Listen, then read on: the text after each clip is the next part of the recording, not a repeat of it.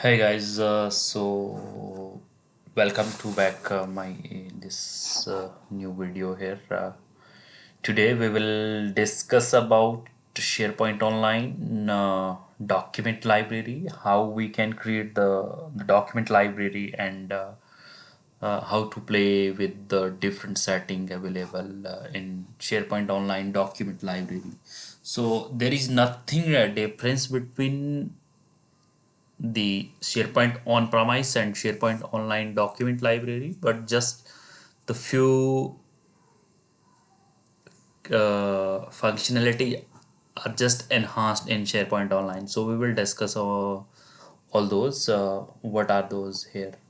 So basically, SharePoint document library, we can say in other way like a repository that where we can store the documents like images, PDF, docx file, Excel file, and RTF, any kind of files and zip files we can store there, and images as well.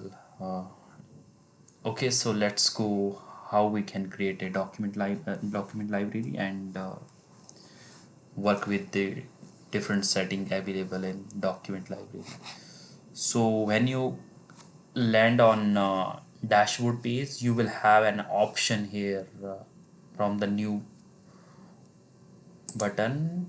When you click here, you will show you option to create a document library. So but again I will show you to create the document library from the site content. Okay, just go on the site setting and site contents. Just click on new button here, document library. Okay, just give your document library name. Let's see, I will give here training data.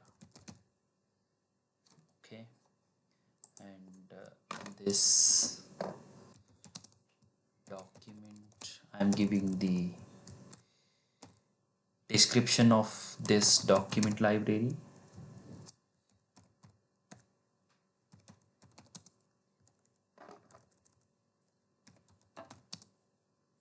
Document library will contain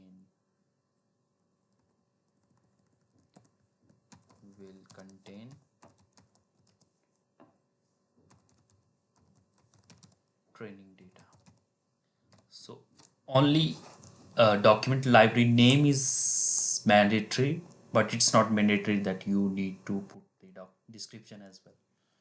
So there is another option. So do you want to show this training data document library in navigation? That means do you want to show this in link or not? So if this is checked, that means you are going to show this on navigation. If this is unchecked, that it will not show here as a link, but it will present here in this section under the site contents. So right now I am going with the option I want to access this document library from my navigation. So I'm selecting this option right now here. Just hit on click create. Okay, so it set up me this way here. Okay, so right now I can create the folders here. uh, I can create the folders. I can create these office these documents from the office app, from the SharePoint Online. This is office app embedded with the SharePoint Online here. Big, this comes native with SharePoint Online, but if we are going with the on-premise, there we will need install the web apps, and then only then we can access these apps. But SharePoint Online, we don't need to install anything. These are already installed by the Microsoft. We just need to use these applications and work on our own request which we want to achieve here. Okay, so these are the option here: creative, Word, document, Excel, PowerPoints, and we can drag and drop the PDF file and other files here, or we can just select a file or folder to upload here. Okay, so let's say I'm going create a folder here,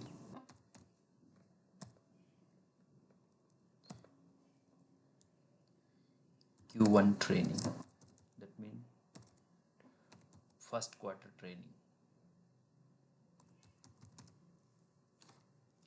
and by default it's selected. This is the just basically this is a new feature in SharePoint Online, but if you will see on SharePoint on premise, you will not able to see this such kind of feature.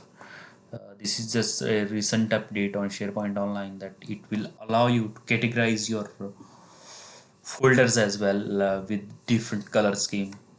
So right now let's say I am selecting this green color here. It will create me a document, a folder along with the green color. Just hit on create button. Okay, so it create me a this folder here. Let's create another folder here now, Q2 training. I'm selecting here, right? Okay, create me another folder here, and create another folder here, Q3.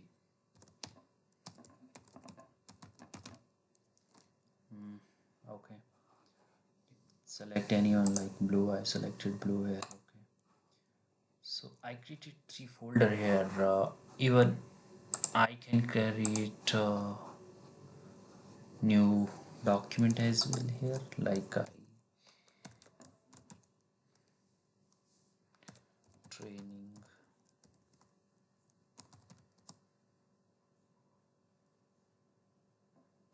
data. So I don't need to just click on Control S or go to save anything, because the here the files data will save automatically. I will just close this here from here, and a document will get created once you refresh this browser tab. Okay, this get created here, and I can rename this document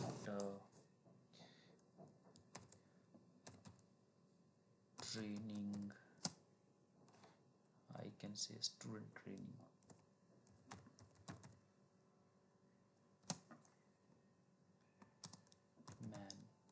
management. Just hit on rename. Okay, so it create this document here. I can create the Excel as well. Okay, I can enter the data here, test something, and just close this. I can create same work I'm doing on the local Excel file. Same, yeah, I can do here on web as well. Just click here to close after your content adding. This file is get created here. I can add student data.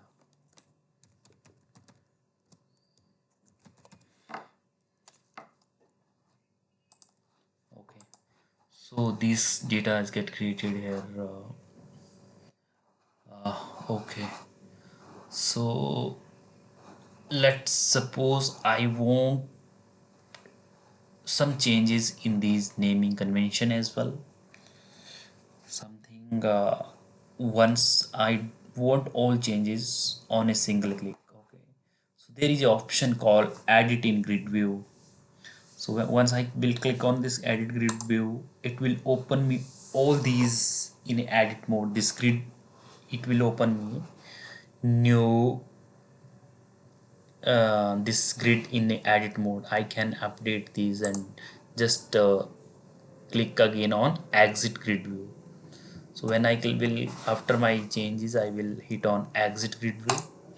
It will get updated here. The naming convention we will apply here. Okay, sync is just a option.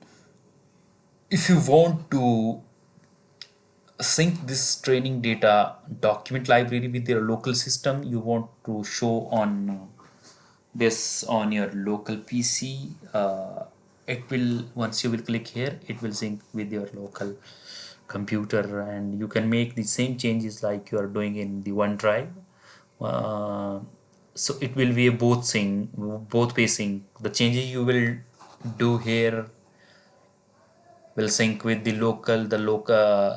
If you make any changes on local, all those file will get sync here under that particular document library. And the next option, we can add the shortcut in OneDrive, and we can pinpoint this pin to quick access. If we want to quickly access the document, we can export these as well. Okay, so here are just this is a filter icon. That means we can filter the data on based of the naming convention as well. we Here it's like if we word document, like if you're selecting something, it is doing filter on the basis of the document, like this way. Okay, uh, next option is here.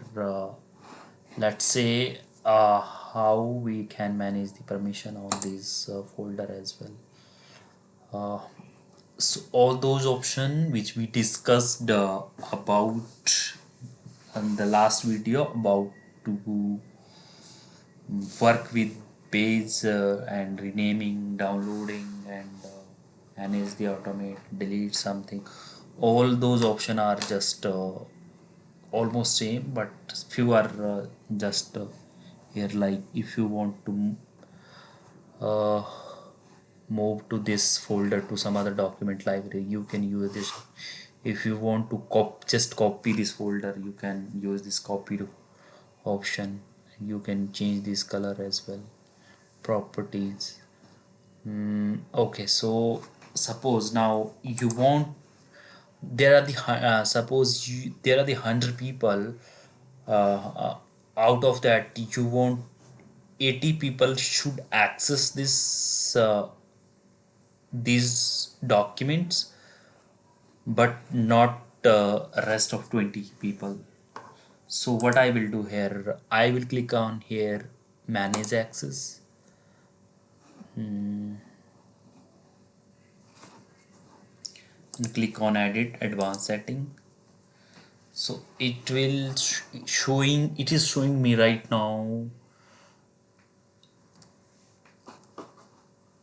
a permission inheriting structure here, that it shows that the groups are which are created by default when we created this site, all those are present right now on this site, and all those have the access.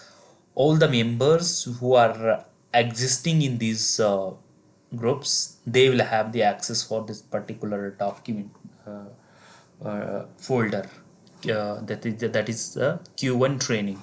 So right now okay, so my aim is now I don't want to access this Q1 training document except dev owner group. Okay, so what I will do here, I will stop inheriting permission. So that means I break this permission here. Okay, so what I will do here, I will remove these members, these two, dev member and dev visitor. Delete, remove users. Okay, so that means now only these group members can access this Q1. Okay, but if you will go with the other, you will able to see all those three group will still can access this folder. Okay, but only we permission applied only for the Q1 training document. Okay, folder. Okay, so this is how we can apply the permissions to the particular document. So we learned here two permissions we can manage in SharePoint Online. One is the inheriting permission, second one is the unique permission. So when we broke those that inheriting permission, that comes under now a unique permission.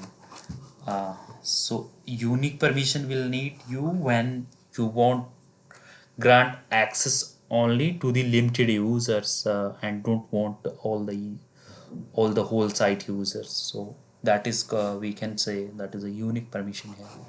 And let's suppose now accept that dev owner users group. I want additionally members group access, members access here. So what you will do here, you will go on grant permissions, click on grant permission, and type here Alex. You will type here the name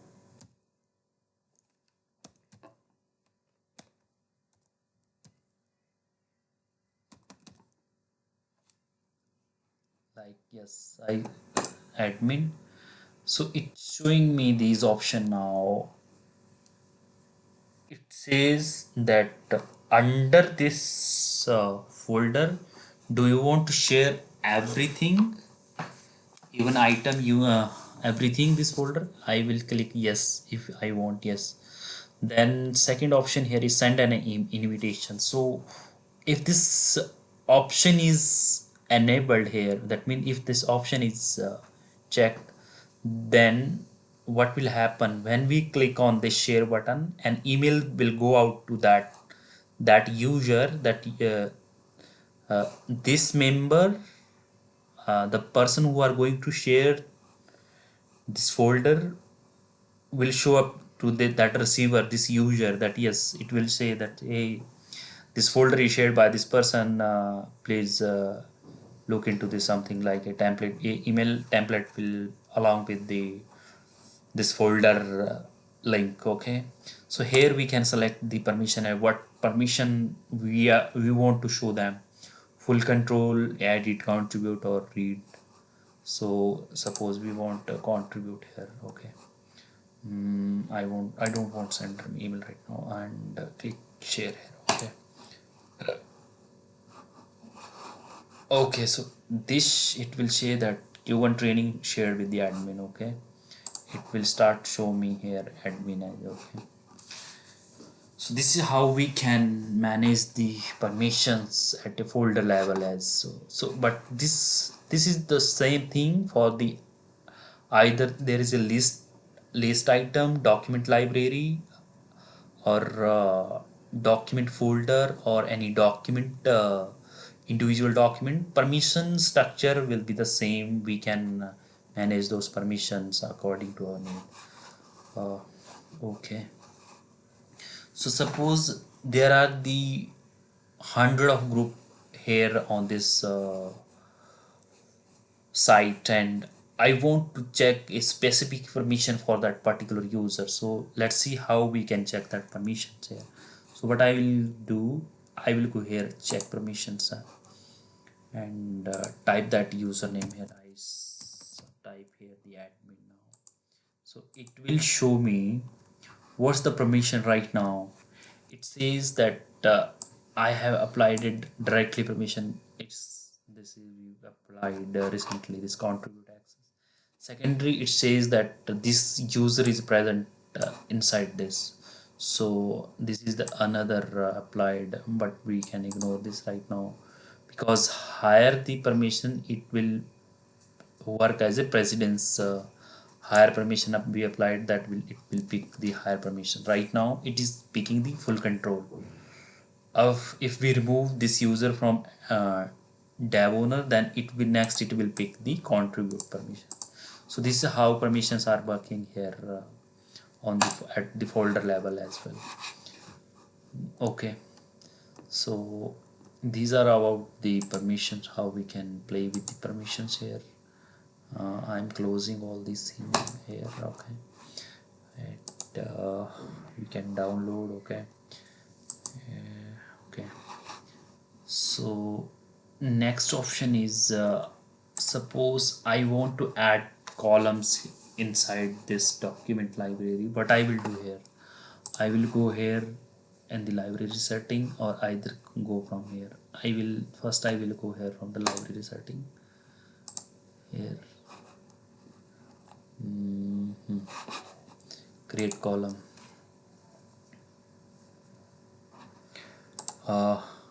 I just click on create column. I goes, these are the existing column. This is the option where we can create the columns here. Create column. Okay, I will say student. It student name can be like a single or multiple. Here the important thing is person or group. Once we selected this, then only we can select the person name which are available there. Okay, that means student name we will select here. Okay, so do we want these are the option require the contain the information unique, uh, what should be the value, people only or people and groups. So these are the all the things here, and this shows that add to default view. So it says that do you want to show this column to the default view which is already selected there. I just clicked yes. Okay, I will click OK. Okay.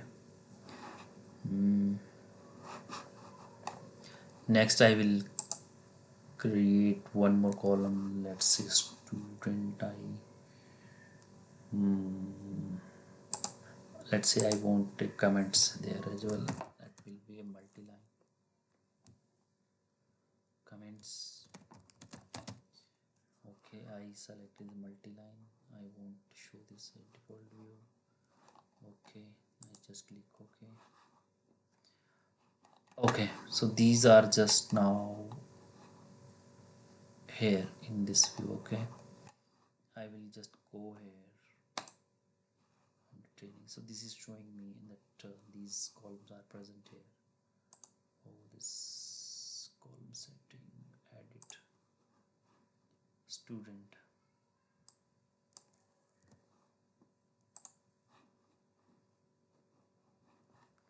Okay, so I can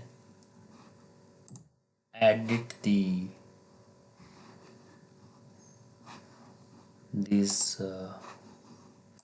these are the metadata. Okay, admin, and this is new. This is how we can update those as well.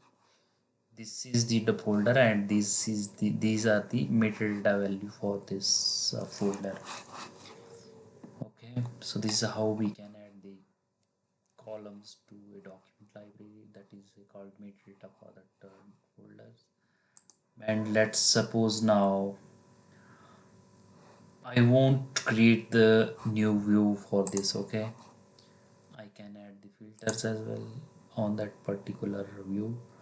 Just go on create new view. I will say student view.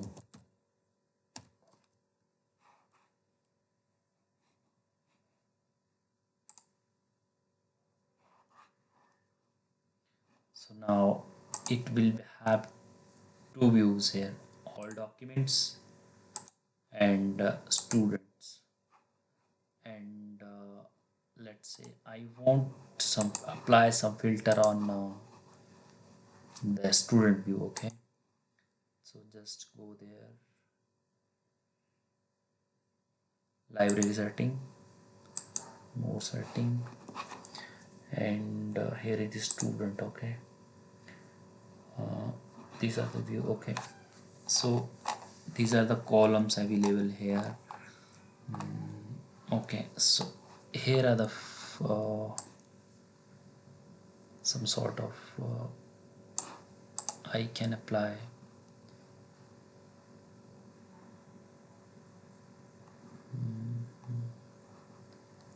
the student.